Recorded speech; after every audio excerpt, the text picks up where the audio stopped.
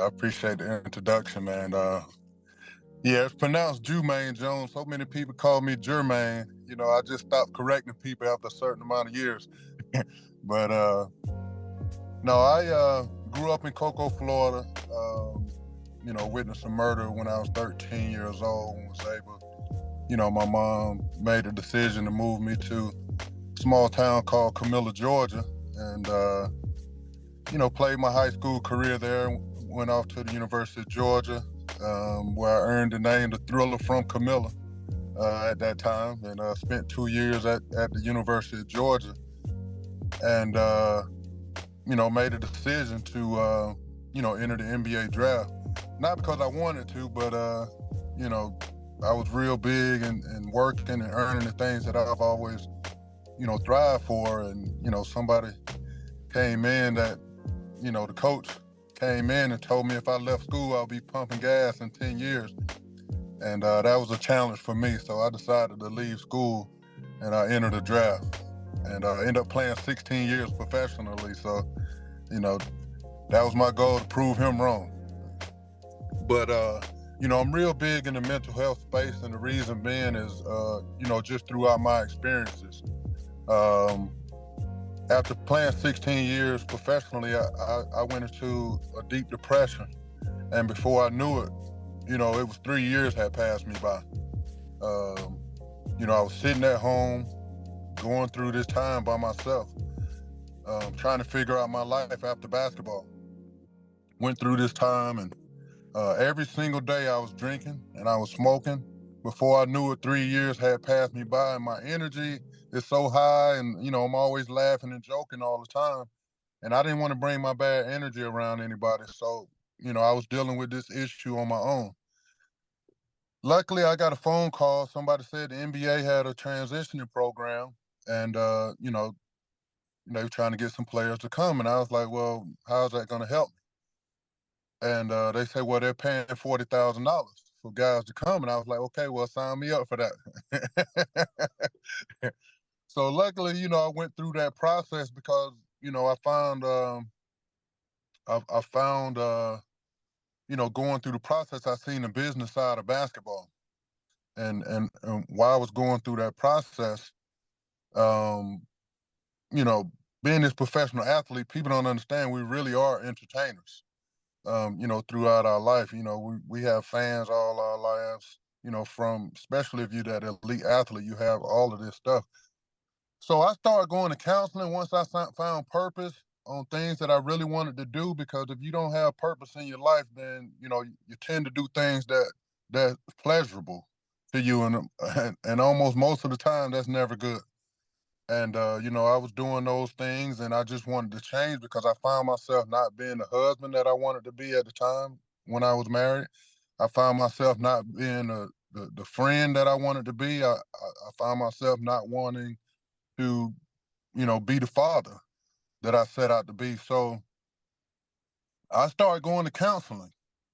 And this counseling probably was the best thing that ever happened to me. And the reason being, and that's one of the things I do now, is help a lot of professional athletes transition out of sport. And I talk to a lot of, men in our community, men especially, about the power of going to counseling. And the reason being because when I first went to counseling, the first thing they kept asking me was about my childhood. And I was thinking like, okay, I'm not going to get anything out of this. Like, why am I coming here? I'm here for my depression. Why am I keep coming in here every week, to be asked about my childhood? Luckily, I'm the kind of person, if I start something, I'm going to finish it. And I'm glad I continue going to counseling every week, and I still go to counseling now because I don't want any setbacks. And I'll explain the reason why a little later. But going through this process, I learned that my childhood wasn't so great. And, a lot of us go through mental health issues and we don't even understand, I didn't even understand myself, you know, what mental health was. I didn't understand trauma. I didn't understand any of this stuff. And me going through the process of going to counseling, and I'm talking about things throughout my childhood. Now I'm learning a lot more about myself throughout this process. And the thing is, like, I found out that I was using basketball as a coping skill to cover all the pain and the hurt that I was going through, because I understood at a young age, my mom gave me up for adoption when I was younger, but she kept my sister. I didn't know that was traumatic for me. A year later, my mom comes back, she gets me. I'm back with my mom and back with my sister. And then I go through the process of watching my sister's dad come and get her every weekend. So now after this process, I'm thinking something's wrong with me at this time. Like, what's wrong with me? Why doesn't anybody want me? So of course that gives me abandonment issues.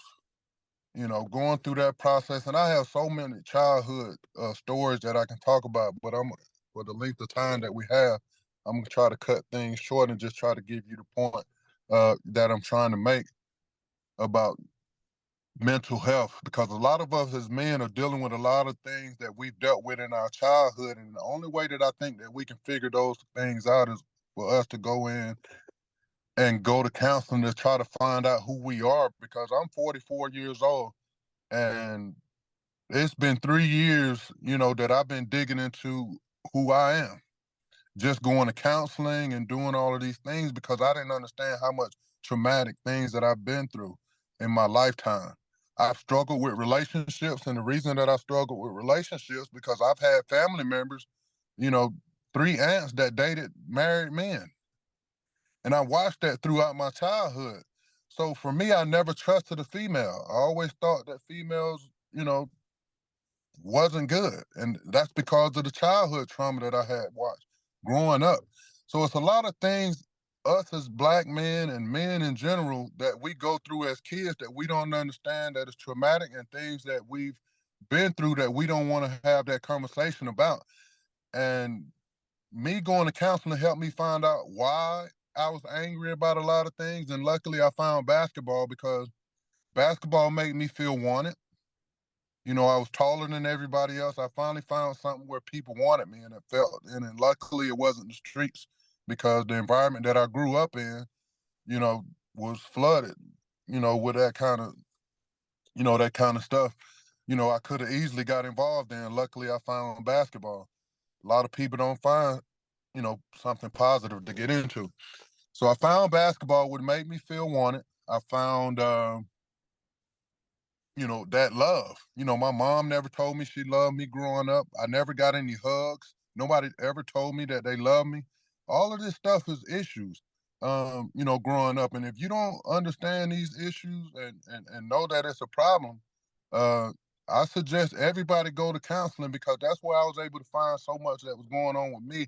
And if you don't know who you are, it's going to be very, very hard to fix, because it's a lot of times that you can look at yourself in the mirror, but it's the person that you don't see that gives you the most problems.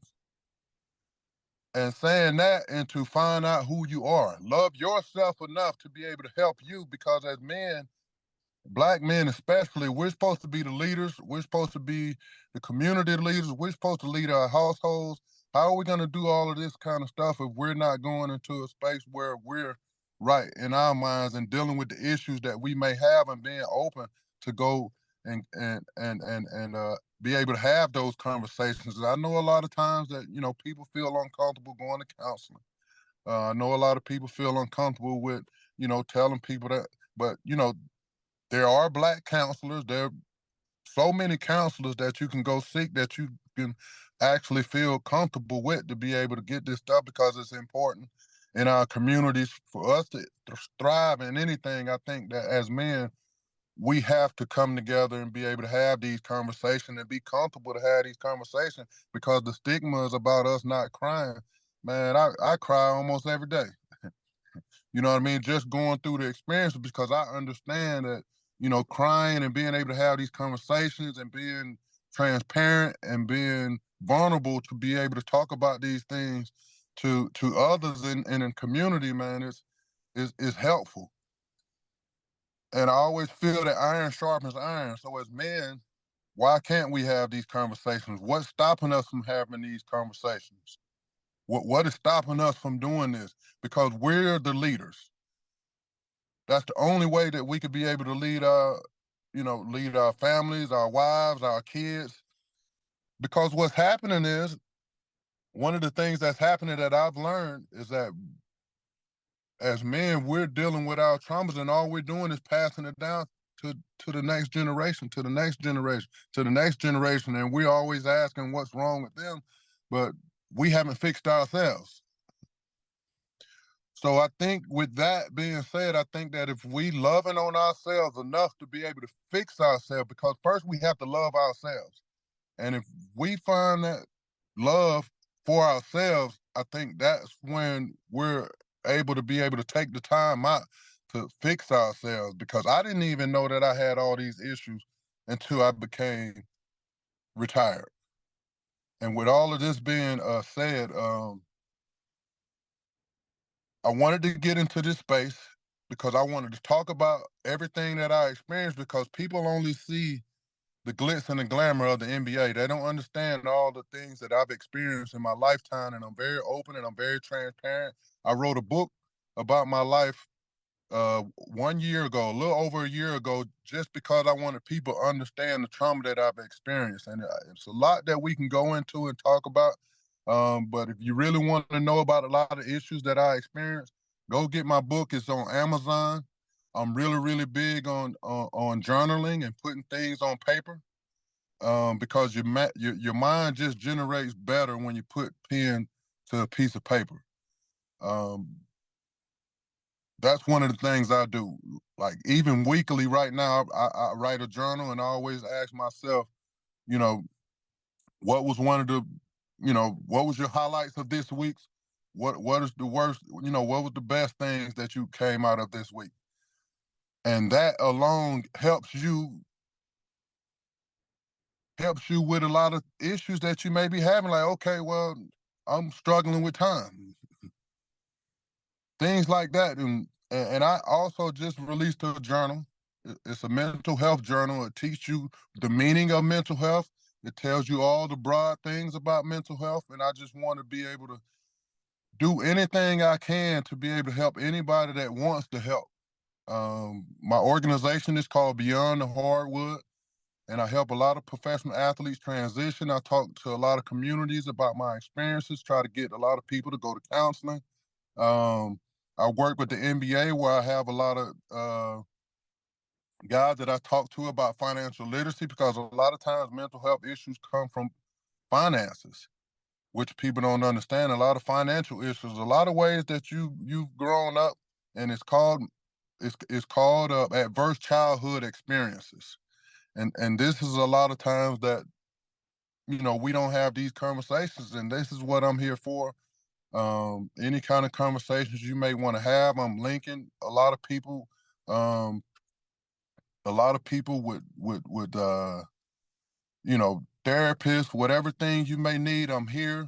Um, my email, where I'll give you all that information at the end. I'm not sure how much time that we have, but if anybody have any questions, I don't know how much time we got here, but I'm gonna stop it right there. If anybody want to have any questions or anything like that that they want to talk to me about, or we just want to go on and talk about, you know, a little bit that I just discussed, because it's so much more.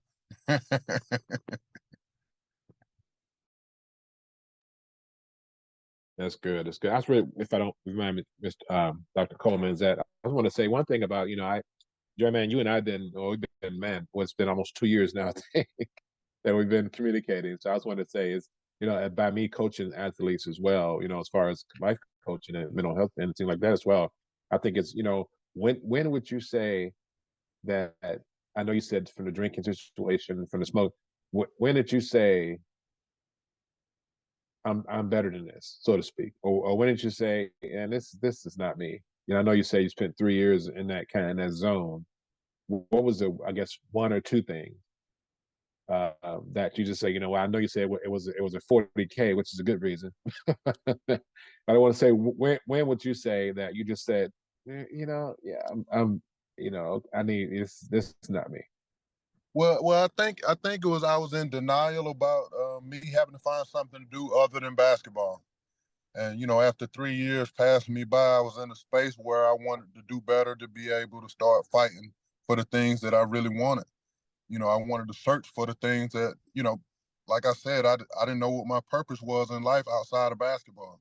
So I think it was more me wanting to, me getting into a space where I wanted more than just sitting at the house drinking every day and you know, just being miserable. You know what I mean? Like after so long and getting into that space, man, either something bad's gonna happen or you want to fight. You want to fight for it and do something better for yourself. So I think just me sitting home and not being the person that I've been being throughout my life, because you know anybody that I played with in the NBA, if you ask them about Jumaine Jones, the first thing they're gonna do is start smiling because they're gonna remember experiences that they've had with me. And being in that dark space for 3 years, man, I wasn't feeling who, the person that I had become because of, the experiences that I've had. And I'm happy that the things happened to me because, going through that depression, because I probably wouldn't have found out who I really was if I didn't want that help to be able to go to counseling. That's good. That's good. Thank you. Thank you. Yeah. Hey, any other questions? We definitely can take them. I just want to say I'm gonna leave Jumaine on pen so he can be the main screen, but we can ask the question. So Jumaine, I'm wondering, because I think you said that you were able to cover up a lot of stuff because of your success with basketball. For men who are feeling that they're in the place where, man, I've got my success through work or whatever the case may be, do you think that it's important to go ahead and get that counseling now? Even though all of us may feel like, man, I don't need counseling. Do you think it's still a good process to maybe just go through and just maybe once a month, just check in for 12 months and just let a counselor work with you just to kind of see if there's anything there? Everybody needs counseling, brothers. Everybody needs the counseling. I don't care how straight and narrow or how you feel, and if you think you've got your life in order, man. Everybody struggles with something, and counseling, I think, is the way to go. Especially guys that grew up. Me, I grew up with 16 aunties and uncles. You know what I mean? Half of them dropped out of middle school. Maybe one of them graduated high school. All maybe half of them sold drugs. My grandmother was a kingpin and had the kids selling. I knew how to cut up dope when I was in middle school, watching my uncles cut up dope. This is the kind of environment that I grew up in. So, maybe a lot of other people, I grew up in a neighborhood, like if you went out to eat, we thought you was rich. You know what I mean? So a lot of other people may have lived different and grew up with different households, but there's always been something that's happened throughout your childhood that you really need to revisit, because a lot of the ways that you reacting to certain things and you don't know why, going to counseling is the way to figure that out. That's good. Yeah, somebody just put in the chat Proverbs 21 that says plans fail for lack of counsel, but with many advisors they succeed. And so I really feel like going back to that verse speaks to the idea of, like, even though you may be feeling like you're successful, don't have anything, I think it's just good to continue to seek that counsel, like you said, Jumaine, around just having those advisors, have those people in your life. I always say keep somebody 20 years older in your life that you can continue to have invested in you, asking you questions, and things of that nature. The older I get, that's harder for me to find somebody 20 years older in my life. But but I say always keep somebody in your life. Always have somebody that you can be able to just sit down with and really share. But I love this idea of, like, how to become investigative in that childhood, because I think a lot of it goes back to that childhood. But yeah, anybody else have any questions? That's just my. I have a question. What are some logistical ways that you kind of encourage your peers to seek therapy? And the reason why I ask that, because I've been in therapy myself and I know what it's done for me, but also have friends that I love to death, love their families, and know for sure that going to therapy could help them with some trauma that they've experienced. So what are some logistical ways you kind of encourage, peers, close friends, close families to get it into therapy, but also in a life-giving way? Just me being transparent. You'll be amazed if you're very, very transparent about things that you've experienced. You'll be amazed at how many people are like shocked where they can actually be in a space where they can talk about it. If I'm opening up and talking about things that I've experienced, it's been 100% of the time that people that I've talked to about my experiences with certain things or whatever it is, because I don't think it's anything that I haven't been had any experience with. So anything that someone, that they're talking to me about, I'm open and transparent and give them a story about the things that I experienced and how counseling helped me with it. And that's the approach that I take. And like I said, 100% of the time when I'm talking about the things that I've experienced, it's almost like they couldn't wait to be able to get things off of their chest. It was almost like I was a counselor at the time, just to be able to have them be able to talk about the things, because how many times do they get in a space where they can have conversations and not being judged? I'm not judgmental. People that know anything about me, I'm not judgmental. I don't judge anyone. I have flaws, a lot of things that I've done, that wasn't so good. So I'm not judgmental with anyone. I'm always trying to find a resolution on why that happened. What happened about this? Well, this is what happened to me, and that's why I was doing this. I found that out in counseling, and people's like, man, really? So maybe I might need to start, maybe I need to go seeking that. And as far as my peers, it's so much easier with them because when you're in a professional NBA player, it's only been less than 5,000 NBA players that ever played the game, and it's tougher for us to go out and find people that can understand our lives, unless you actually done it.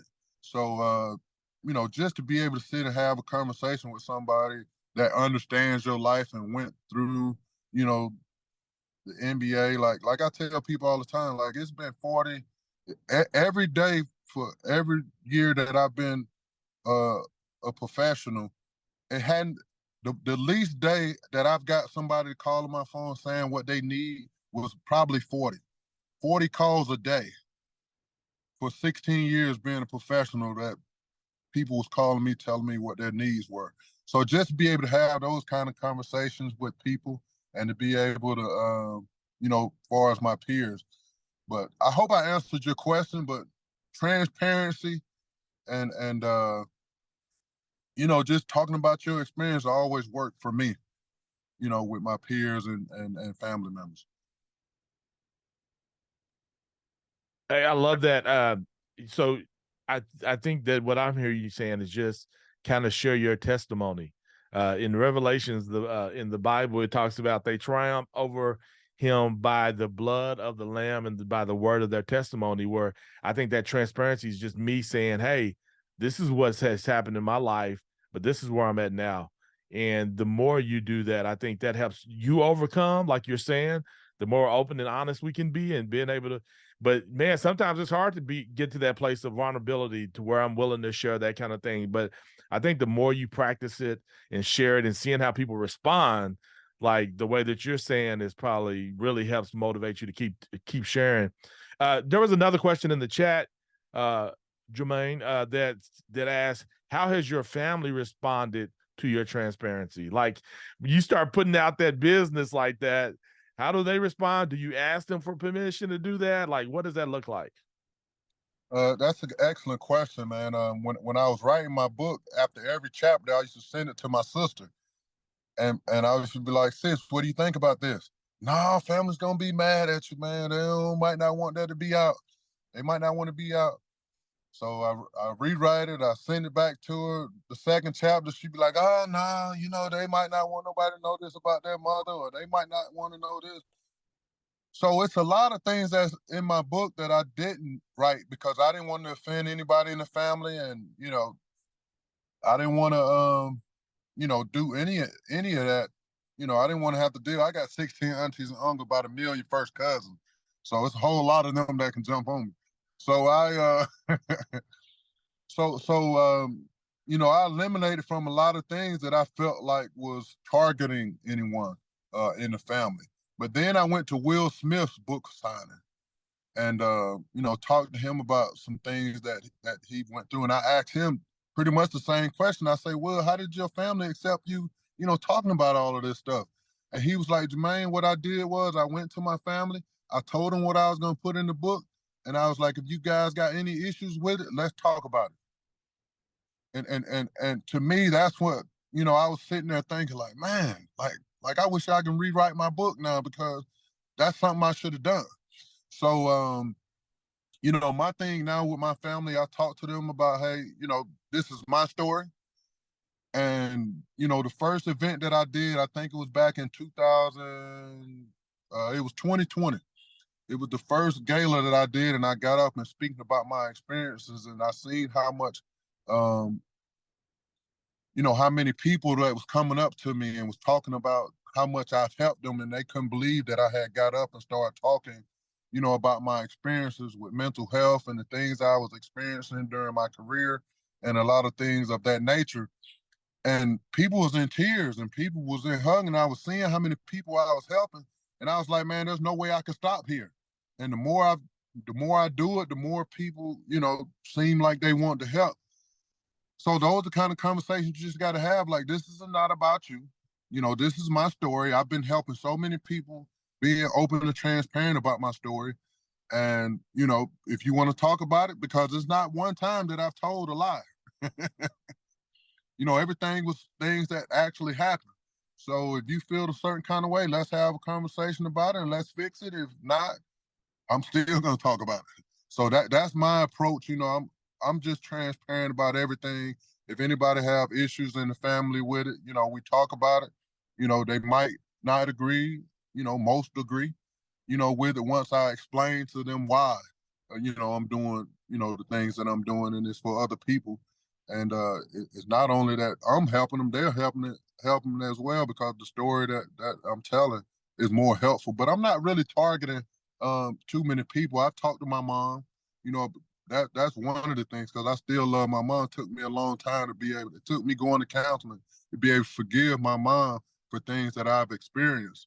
You know, with her that I had issues with because I didn't understand that.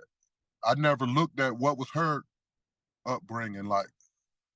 You know, I never looked at that. So, you know, these kind of conversations, you know, I go and went to counseling and learn and have these conversations. So that's why I think going to counseling is very important. That's good. Thank you so much for that. Hey, do we have any questions? I want to be mindful of time. I know we got started late. Again, that was my fault. Sorry about that. But any other questions for Jumaine before we get off here and find out who's going to win that $200 for bringing the most men, see what that looks like. But hey, I just want to make sure that next month, November 25th is our next one, even though that's going to be Thanksgiving weekend. Again, we record these. So, and when we share them, we probably get more views that way anyway. But jumping 9 to 10 on Thanksgiving weekend, getting a little bit of encouragement from some other men is not a bad thing. Any other questions before we end? A couple of questions. Yeah. Hey, Greg. Or Yes, sir. Jumaine. How did you get started? You just what brought you out? Who got you when you started writing your books and you had your gala and everything? How did that transpire? What are things that people don't understand? The more you talk about it, like that's therapy. That's therapeutic. To be able to sit there and have these conversations about things that you experience is therapeutic to talk about it because you're getting it off your mind. It's therapeutic to do that. And the fact that the first gala that I did, man, I was locked up in jail for 18 months, man. I had, you know, for 18 months, I was in jail for some child support issues that I had in my lifetime. And then the first time in my life that I ever felt the time that I could sit down and rest and think because my life was so fast. Every single day, my life was fast. And I sat in that jail cell for 18 months of my lifetime and I was able to think. And all I could think about is the things that I could do to help other people. That was one of my struggles, to try to find what my purpose was. and experiencing all the things was like, man, I really do enjoy helping people. And, you know, once I found that out, you know, that's what I really enjoyed. That's the thing that I was, you know, doing, is helping people. Once I did the first gala, I was just doing it because I always wanted to do it. I never knew that, you know, the lives that I would affect. You know, guys like Lamar Odom, who came to my first gala and who's really open and started speaking about his experiences. Now that's because he's heard me spoke about my experiences. Steve Francis, who's very open about the things that he's experiencing in his life, because these guys are the guys that came to me like, man, you gave me the courage to be able to talk about these things now. So just to see the feedback that I was getting from my peers really helped me and motivated me to keep going, and to, you know, it was therapy for me to have the conversations about it. So I was helping me and helping others at the same time.